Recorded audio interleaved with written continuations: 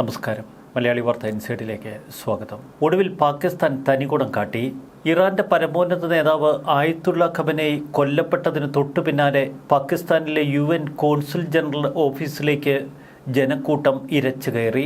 നൂറുകണക്കിന് ആളുകൾ അമേരിക്കൻ കോൺസുലേറ്റിലേക്ക് ഇരച്ചു കയറുന്ന ദൃശ്യങ്ങൾ ഇപ്പോൾ സമൂഹ മാധ്യമങ്ങളിൽ വൈറലാണ്. തുടർന്നുണ്ടായ ഏറ്റുമുട്ടലിൽ കുറഞ്ഞത് 7 പേർ കൊല്ലപ്പെട്ടു. പ്രതിഷേധക്കാർ സ്വത്ത് നശിപ്പിക്കുകയും കെട്ടിടം അടിച്ചു തകർക്കുകയും ചെയ്തു. കെട്ടിടത്തിന്റെ ചില ഭാഗങ്ങൾക്ക് പ്രതിഷേധക്കാർ തീയിട്ടു. ജനക്കൂട്ടത്തെ പിരിച്ചുവിടാൻ പോലീസും അർദ്ധസൈനിക വിഭാഗവും ലാത്തിയും കണ്ണീർവാതകവും പ്രയോഗിച്ചു. സിന്ധ് പ്രവിശ്യയുടെ ആഭ്യന്തരമന്ത്രി Ziaul Hasan Lanjar Karachi additional inspector general of police Asad ഖാനോട് സ്ഥിതിഗതികളെക്കുറിച്ച് അടിയന്തര റിപ്പോർട്ട് തേടി.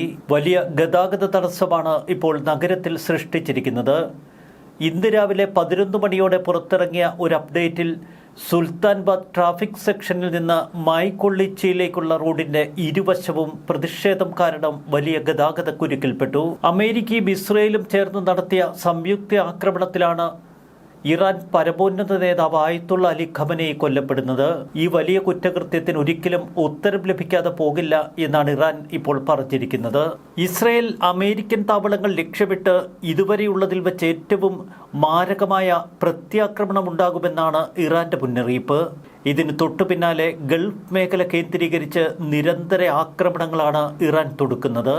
അമേരിക്കയ്ക്കൊപ്പം ചേർന്നു നിൽക്കാൻ ശ്രമിക്കുന്ന പാകിസ്ഥാനിൽ വലിയ പ്രക്ഷോഭമാണ് ഇപ്പോൾ അമേരിക്കയ്ക്കെതിരെ ഉയർന്നു കാണുന്നത്.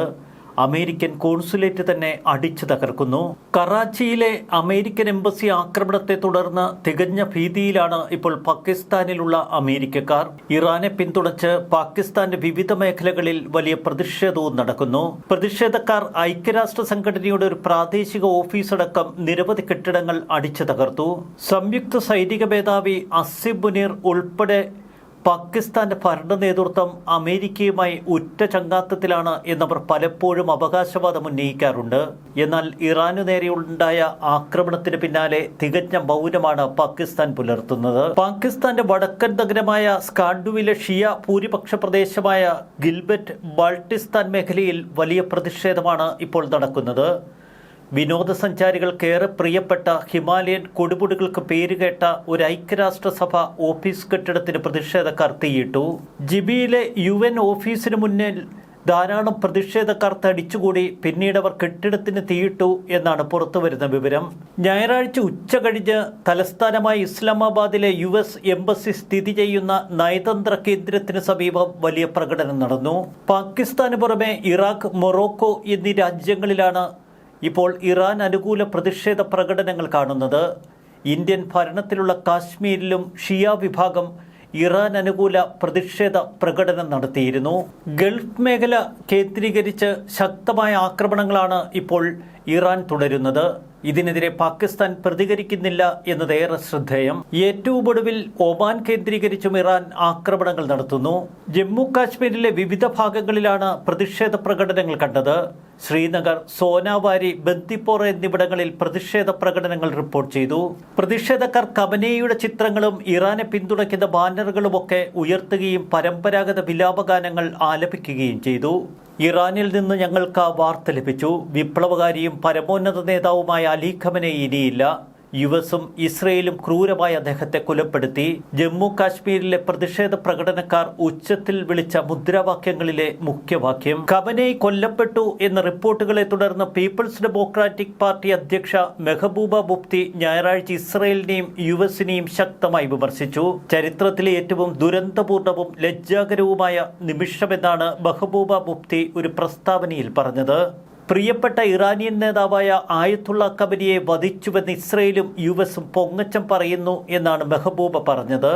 പല മുസ്ലിം രാജ്യങ്ങളുടെയും നിശബ്ദതയിൽ മെഹബൂബ മുഫ്തി നിരാശ പ്രകടിപ്പിക്കുകയും ചെയ്തു. ഇറാനെ പിന്തുണച്ചവരെയും അടിച്ചമർത്തിയവരെയും പക്ഷം ചേർന്നവരെയുമൊക്കെ ചരിത്രം വിലയിരുത്തുമെന്നാണ് മെഹബൂബ മുഫ്തി പറയുന്നത്. അമേരിക്കയും ഇസ്രയേലും സംയുക്തമായി ഇറാനെ ആക്രമിക്കുന്നു. എന്നാൽ മറുവശത്ത് അമേരിക്കൻ സേനാ കേന്ദ്രങ്ങളുള്ള ഗൾഫ് രാജ്യങ്ങളെ കടന്നാക്രമിക്കുകയാണിപ്പോൾ ഇറാൻ. ഗൾഫ് രാജ്യങ്ങൾക്ക് മേലുള്ള ഇറാന്റെ കടന്നുകയറ്റം എന്തുകൊണ്ട് പാകിസ്ഥാൻ ഉൾപ്പെടെയുള്ള രാജ്യങ്ങൾ തള്ളിപ്പറയുന്നില്ല? ഗൾഫ് മേഖലയിലുള്ള രാജ്യങ്ങൾക്ക് പൂർണ്ണ പിന്തുണ ഇന്ത്യ പ്രഖ്യാപിച്ചിരിക്കുന്നു. UAE, ഖത്തർ, ബഹ്റിൻ, കുവൈറ്റ് തുടങ്ങിയ രാജ്യങ്ങളുടെ തലവന്മാരുമായി ഇന്ത്യൻ പ്രധാനമന്ത്രി ഇതിനകം തന്നെ ആശയവിനിമയം നടത്തിക്കഴിഞ്ഞു. ഖത്തർ, സൗദി അറേബ്യ തുടങ്ങിയ രാജ്യങ്ങൾ വലിയ പ്രതിരോധമാണ് ഇപ്പോൾ തീർത്തിരിക്കുന്നത്. ഏത് ആക്രമണവും പ്രതിരോധിക്കാൻ തങ്ങൾ ശക്തരാണ് എന്ന് ഗൾഫ് രാജ്യങ്ങൾ ഒരിക്കൽ കൂടി ബോധ്യപ്പെടുത്തിയിരിക്കുന്നു. മറുവശത്ത് അമേരിക്കയെ തേച്ച പാകിസ്ഥാനാണ് ഏറ്റവും വിചിത്ര കാഴ്ച. ന്യൂസ് ഡെസ്ക് മലയാളി വാർത്ത ഇൻസൈഡ്.